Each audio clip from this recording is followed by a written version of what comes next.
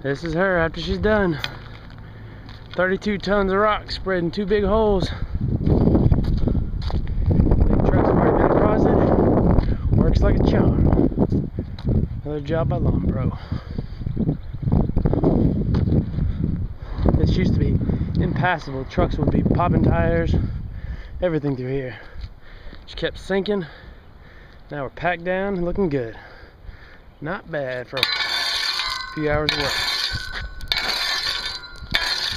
Final touches here.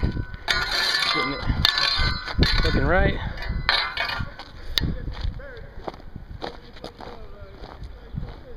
But looking 100% better.